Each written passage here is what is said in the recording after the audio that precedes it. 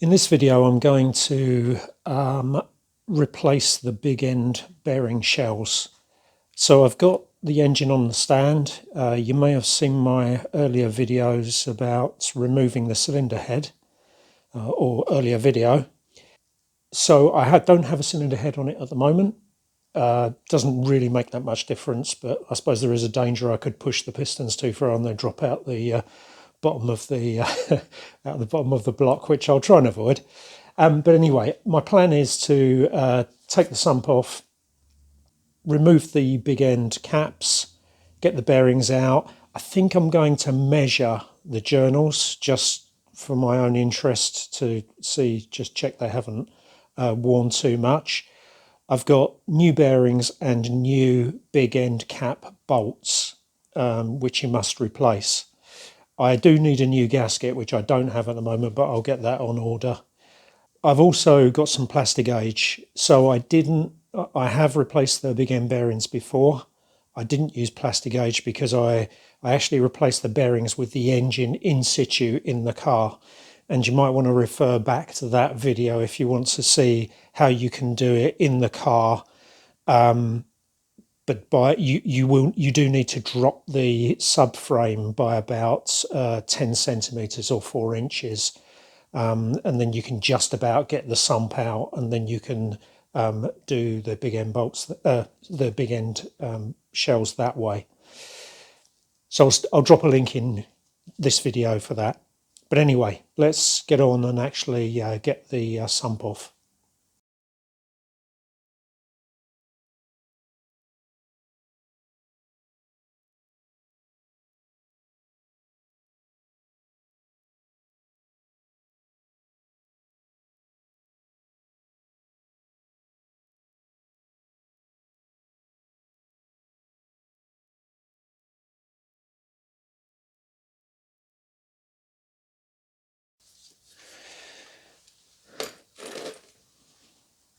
Okay, that's all the bolts out. I've used way too much Loctite. This is something I spoke about on my one of my previous videos. Some of these bolts, there's way too much Loctite down the thread holes. But anyway, the thing I haven't done yet is I need to disconnect the oil level sensor. So it just neatly unplugs like that. And that's it. So now we should be able to get this off. I may need to just very carefully lever it open. Yeah, just enough to break the seal. Obviously don't do it between the mating faces. That's the main thing. Just try and get it on an edge somewhere.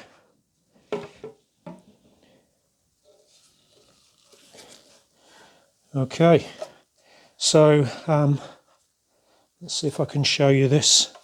My sump is slightly different in that I've got a baffle system, as you can see. It's got these flappy rubber baffles that are actually from an M3, and then it's got this piece welded in, which is a purpose sump baffle for the 116 Trophy series. Nothing dreadful in there. Got some debris in the bottom, but it's just looks like, yeah, don't know, nothing awful. The first time I took the sump off, I actually had bits of timing chain tensioner in the sump, and it's where they'd replaced the timing chain sensor, timing chain tensioner on this engine, but the previous one had obviously broken up and they hadn't bothered fishing the old bits out, so they were still in the sump. Next thing to come off is the oil feed, this pipe here. I did replace all of this brand new last time I took this off. They do occasionally crack around this area here, which means then you start to just suck air and your oil pressure drops off drastically. So on the strength of that, I replaced this one. But But as it happened, the one I took off, my car is a 2016 car, and on the actual component, it's got the manufactured date, and the manufactured date on my oil feed was 2015. So obviously it had been replaced before. I suspect actually it wasn't even the original engine, but yeah, it's definitely been replaced in the past, and then I did it again. So I think I can safely reuse this. This should be fine. Okay, so we'll get that off next. Okay, so these are E10 bolts, and there are 5. So these 4 that I'm loosening now, and then there's 1 bolts onto the side of the oil pump.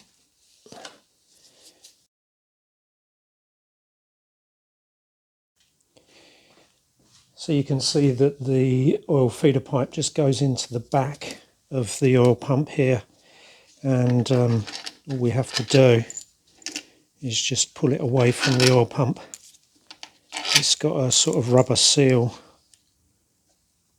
I think, he says. It's from memory. Yeah, so you can see there's a rubber seal just round there, and that's it. Silly little piece of plastic that is quite expensive, I think, if I remember rightly. Well, I don't know, 60 or 70 pounds, I think. Next thing to do is to get the oil pump off. To do that, I have to get this sprocket off of the drive. This is a left-hand threaded nut, by the way, so just be aware of that. And then to get that socket, that sprocket off, I have to undo this bolt here, and the sprocket should come off with the this guide, this plastic guide. Once I've done that, there are 1, 2, 3 bolts. The 2 at the front, I think, look like they're E10s, and the 1 at the back is an internal T50. So let's get this off first.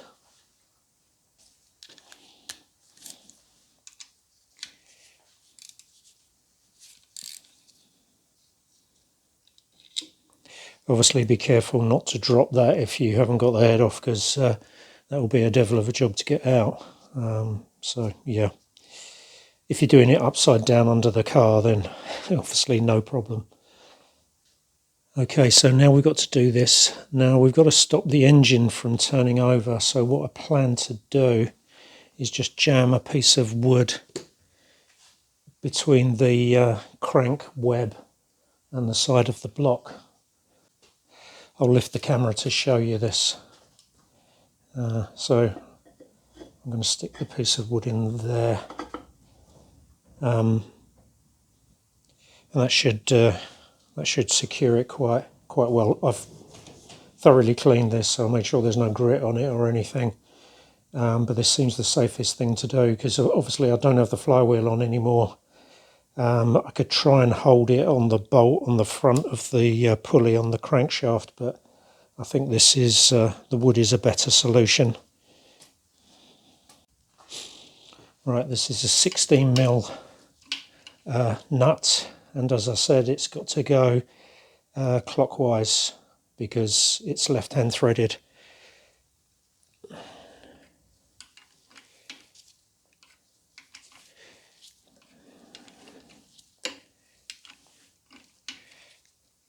One of the mistakes I made when I was putting this back together last time was that I've got a Wearer torque wrench, and I thought it was okay to use it for left-hand threading, torquing left-hand thread nuts. Turns out it's just lock solid, and I was putting way too much force on it. So yeah, that's something to watch out for.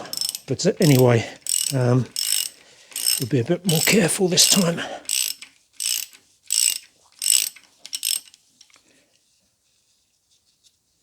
Seems weird doing it clockwise to undo it. Okay, there we go.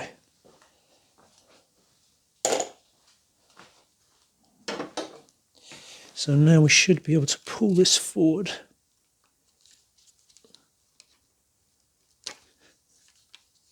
Okie doke.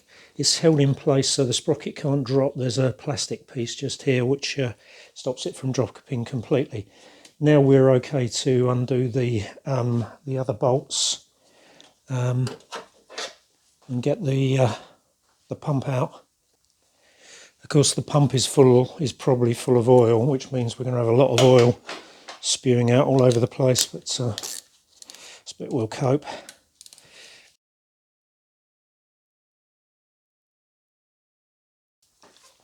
Now we'll do the T51 at the back. I think we can dispense with the piece of wood now.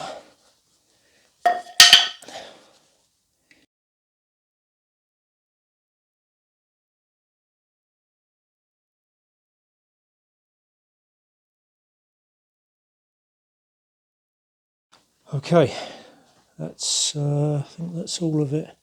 So it should come out now. Yep. And there's all the oil pouring out. As predicted. Yeah, I'm not going to be able to stop this. It's going to come out every direction, isn't it?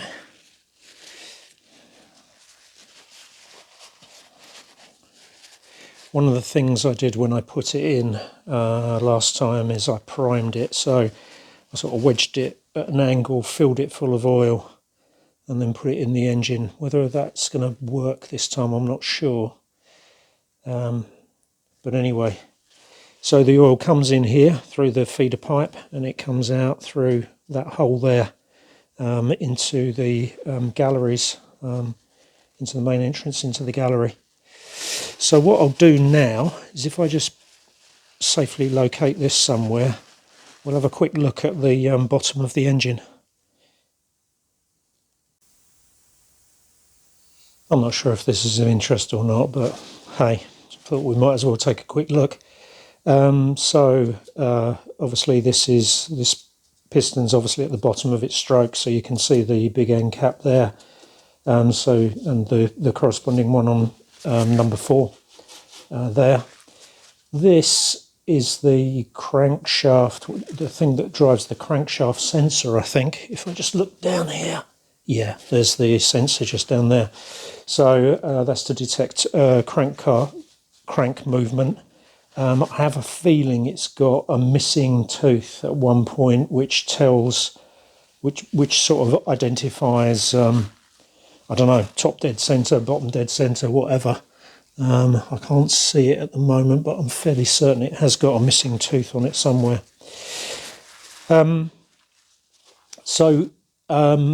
I've got oil everywhere. Yeah, as you can see, it's coming out of everywhere. Okay, not to worry. So next job is to crack open the big end caps. And actually, let's do one and take a look at the bearings. I need to stop in a minute because I've got some stuff I've got to do, but we can at least get one of these off and have a look.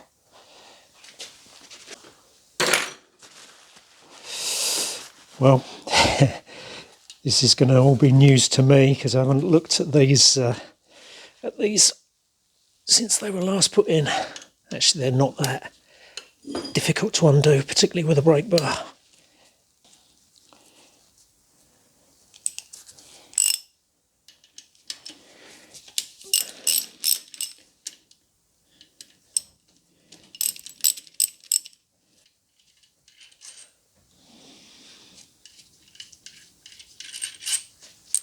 Let's put those somewhere.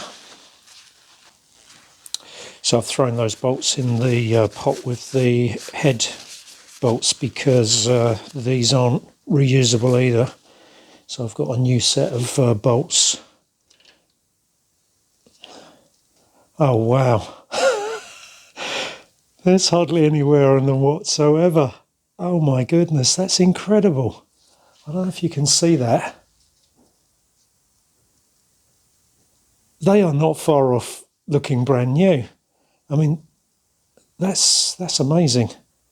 You think, this little engine, I've done races and testing, probably about 10 days of running, and most of the time we're driving them between 4,000 and 7,000 RPM, and that's the result. I think that's incredible. That's amazing. Ha!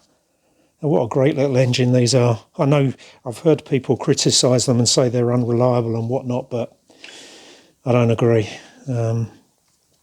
So the way to tell which way round these go is the tang that locates the bearing shell, which you can see just there. They match the tang in the conrod. The other thing is you must keep the big end caps matched with the conrods because they're not machined to split them. They use some method of cracking them apart. So they manufacture the conrod as a single piece and then somehow they shear the big end cap off from the conrod, which I find absolutely amazing, but that's what they do. So they are unique. You've got to keep them together and matched up. Let's have a look at the other bearing just to satisfy our... Let's just... I'll flip the bearing out. Let me find something.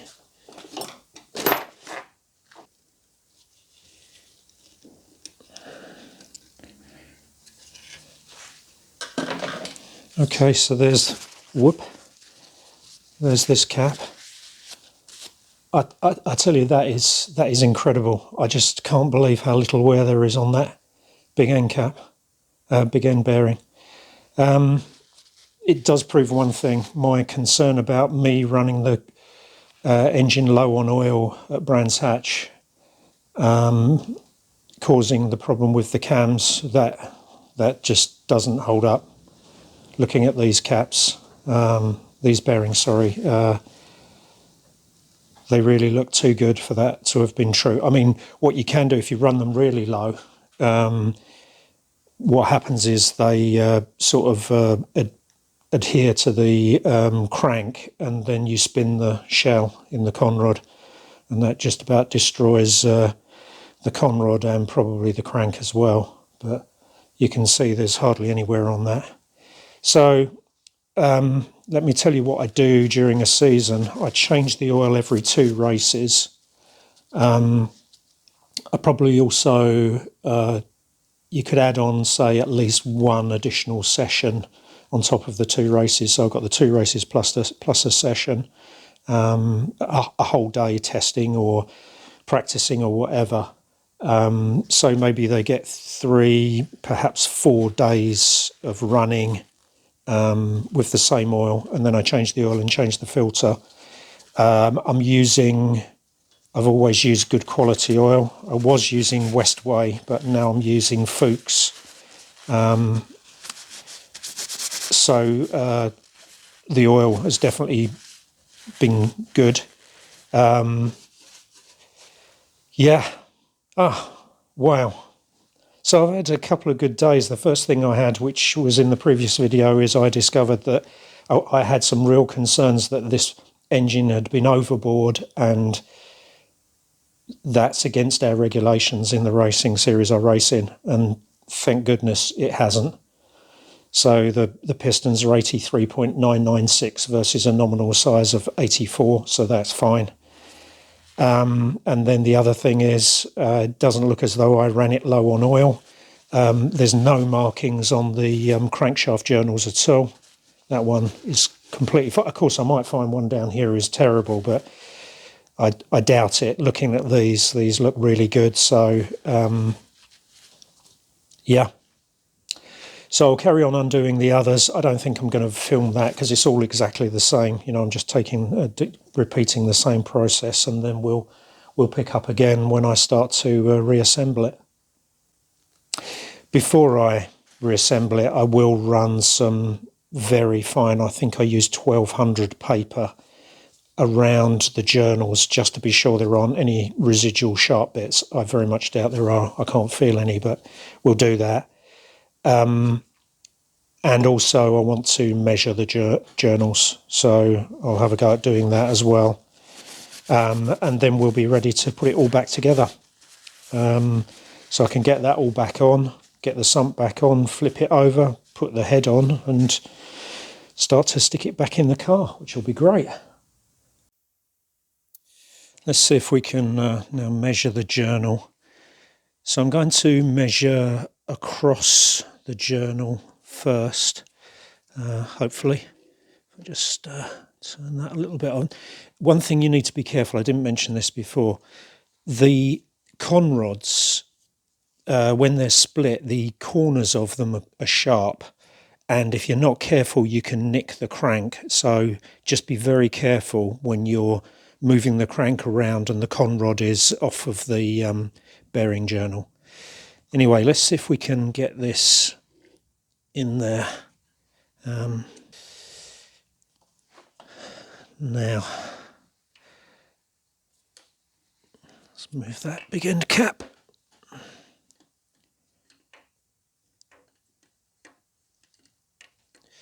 No, I can't get it past the... Oh, let's do it this... Oh, stupid boy. Let's just do it this way. Oh, that's a senior moment if ever there was one. Right there. Okay, let's... Okay.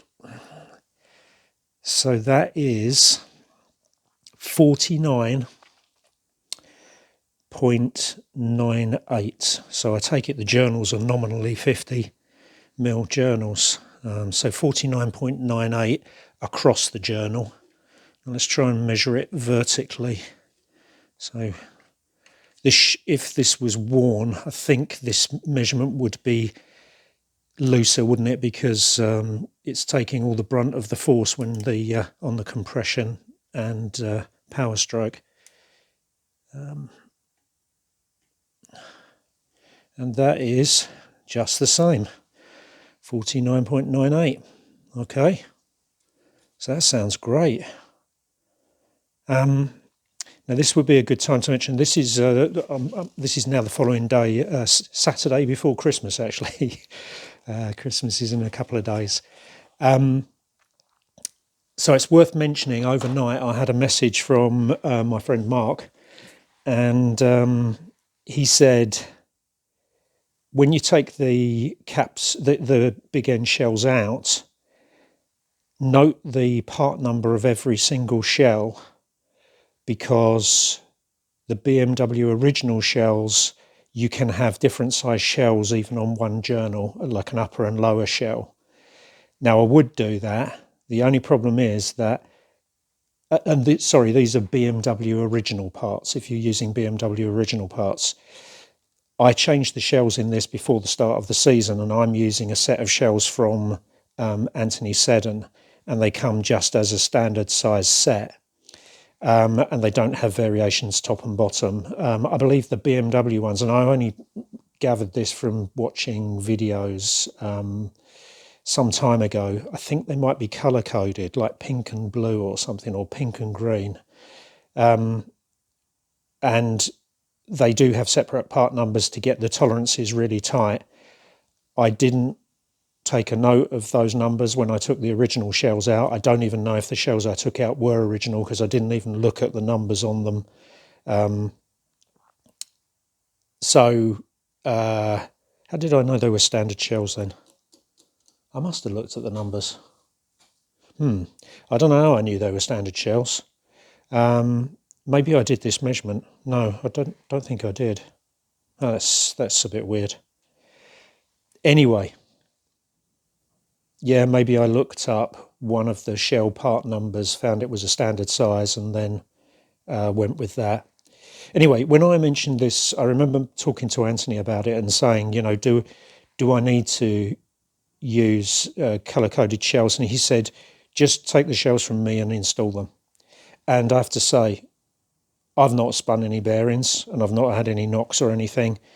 I know loads of people who are running these standard shells from Anthony, I don't know anybody who's spun a bearing or had problems with knocking or anything like that. So, and bearing in mind just how good this shell looks, which we spoke about, earlier, I think I'm happy to go with the shells from Anthony. And besides, what am I going to do? It's too late. I can't go back. I've thrown the old shells away months ago, and I definitely didn't keep them in order. So who knows what sizes it had in it. So I'm just going to go with the nominal shells. I am going to do the Plastigauge check. There's a lot of talk about whether Plastigauge is accurate or not. I know there's some feelings that it's not that accurate. I'm just going to do it just as a sort of belt and braces. Let's just check it. We might as well. Plastigauge is cheap enough and it's easy enough to check. So, in fact, we'll do that next. We'll stick a couple of new shells, one in the conrod and one in the big end cap, and then we'll bolt it up with the old bolts. So I'll have to rescue the old bolts out of the tub I threw them in. We'll put a couple of old bolts in it, torque it down to the correct setting, and then take it off and then check the spread of the Plastigauge. Before I get started, I'm going to run some paper around the journal just to make sure we don't have any little sharp spots or anything. This is 1200 silicon carbide paper, and I've just sprayed it with a bit of WD-40. And then let's get this through past the journal.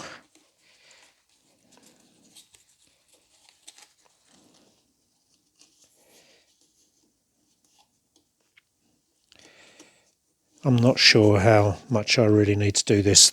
This journal feels very smooth, but let's just rub this round just a bit. You're not going to take off anything with this paper, nothing, off the diameter of the journal. Okay, I think that's good enough. Now we need to thoroughly clean the journal. To do the Plastigauge measurement, the journal's got to be dry. So eventually I will use assembly lube, but right now we need to get it as dry as we can. And also you need to get the conrod dry where the shell sits. By the way, I don't know what you've been told, but as far as I'm concerned, you're not supposed to lubricate the back of the bearings or the conrod housing, because obviously that's going to create a film which has got a thickness, and that's tightening up the bearings on the journal. I have already cleaned that once, but I get a bit paranoid about cleaning everything at this stage because, last thing I want is a piece of grit in the engine somewhere. So we've got a nice new shell here.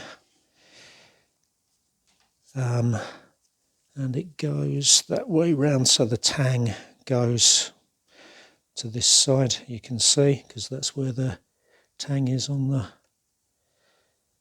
conrod. It's going to be fun getting this in. Let's bring it up a bit further. Just have to make sure I don't turn the conrod so that turn the crank so that the crank hits the conrod.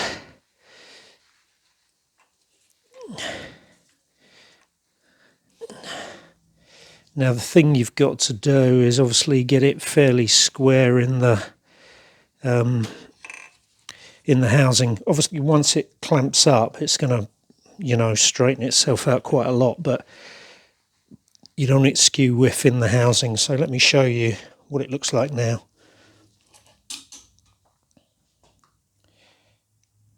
Okay, so that's seated down. Right, the one on the big end cap obviously will be much easier, so let's get that bearing. So I'll just drop that on.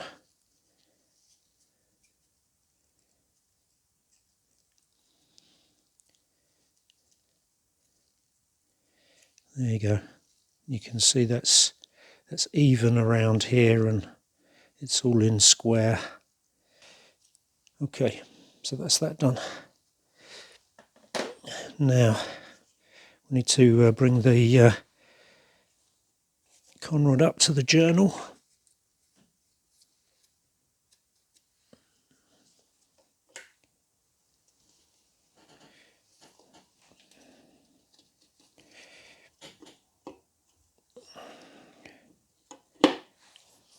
So that's pulled that up.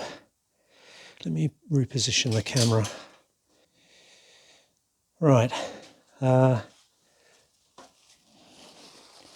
quick wipe just to make sure we're all good.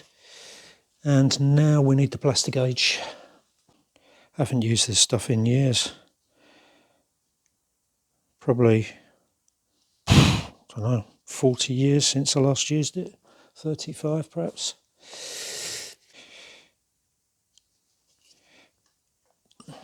So I'll lay the Plastigauge across the bearing. Try and balance it there. Unfortunately we can't stick it there with oil or anything, it's got to be completely dry.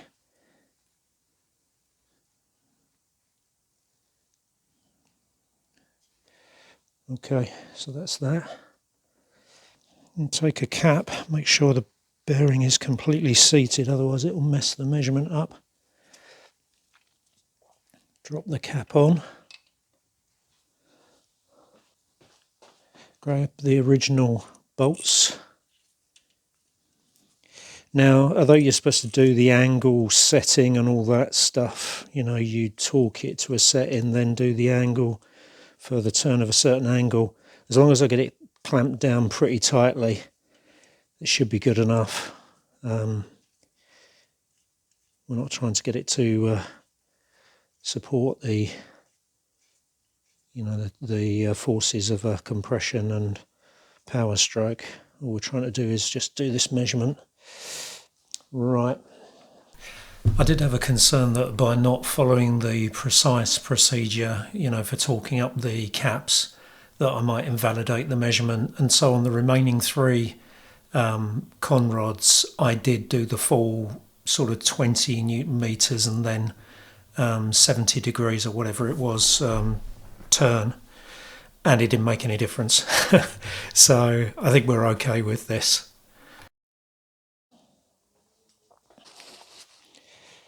They should be done to 20 Newton meters and then 70 degrees of angle. So what I'm going to do is just do them up to 30. We'll try and do them fairly evenly.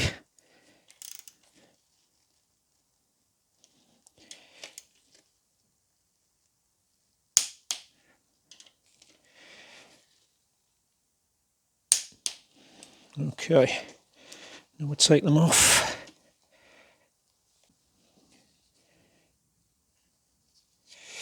Right, so there you see the spread of the Plastigauge. And if I put, so let's, if I can get that round a bit more towards the camera. Yeah. Now what I do is I take one of these little cards and I measure it. And that seems to measure, yeah, it measures 2. So that is 2 what? This is metric. Oh no, it's not. It's, oh right. I thought I bought a metric set. So that is 2 thou of clearance. And I believe that's pretty much what you'd expect. It's interesting that the instruction leaflet that comes with the Plastigauge suggests that you need 1 thou for 2 inches, 2-inch journal size, so for 50mm. But everywhere else I've read, it says the suggestion is that it should be 1 thou per inch, which is what I've got. So I'm not concerned here. I'm quite happy with the measurement, and I measured all the remaining journals actually, and they're all the same. So it all looks pretty good. The next thing to do is to clean the Plastigauge off the bearings and off the journal. Should come off. I'll just use a bit of probably some alcohol. Okay. Well, alcohol doesn't shift it. So the instructions say that this is oil soluble, but and that any residue left won't do any harm, but I do want to get it off, so I'm going to try with some WD-40 if it's oil soluble.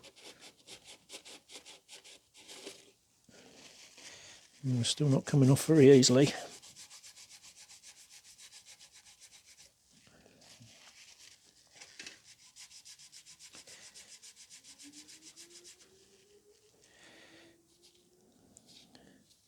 The other thing I don't want to leave is paper residue all over the place as well. Yeah. Let's see if we can get it off of this.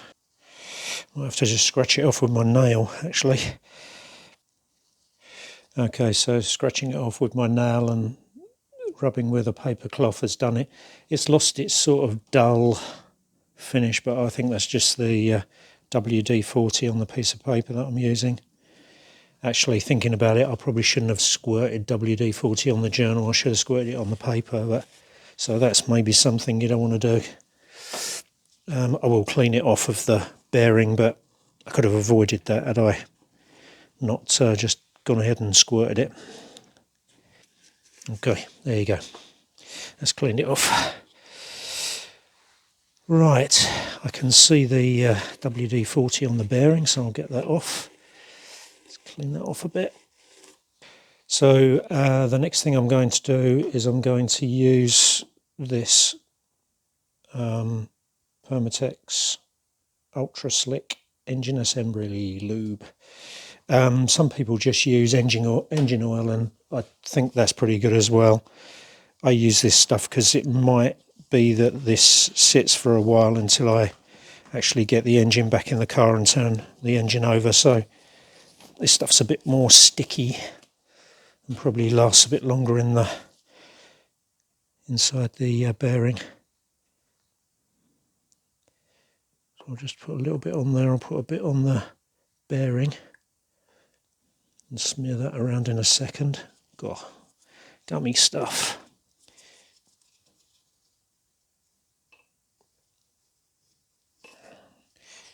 Smear this around here. As I said before, you make sure you've got clean gloves and whatnot, because you don't want grit in it at this stage.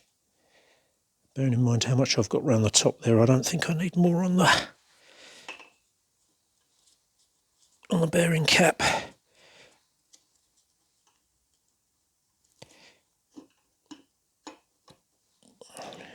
Okay. Drop that onto there. Seems good. Let's take it off and check that's coated. Yes, so that's coated the bearing. A little bit more on there. That's it. Right.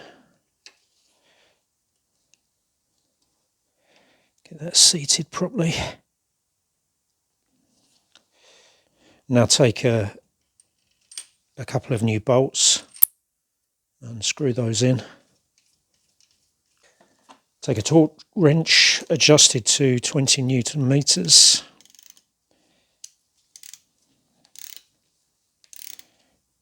Let's just do those down gradually, bit by bit.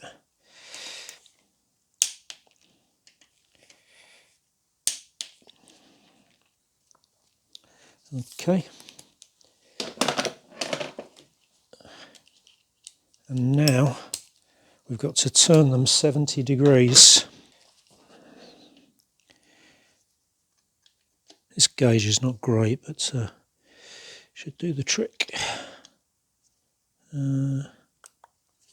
Get that set in a place where it's going to stay. I think we'll go there.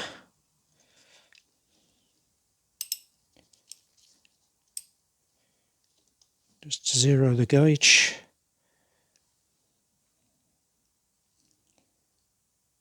Which is just there.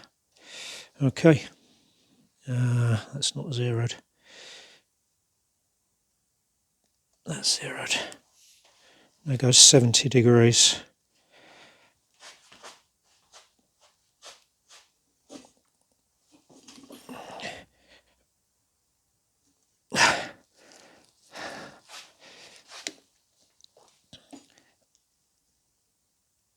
Okay, that's 70. That's not easy. Actually, I think what I'm going to do is switch to using my brake bar. Simply because it's not because I can do it with the ratchet, but the brake bar will give me a bit more control. That extra amount of force that I can use will give me a bit more control over it.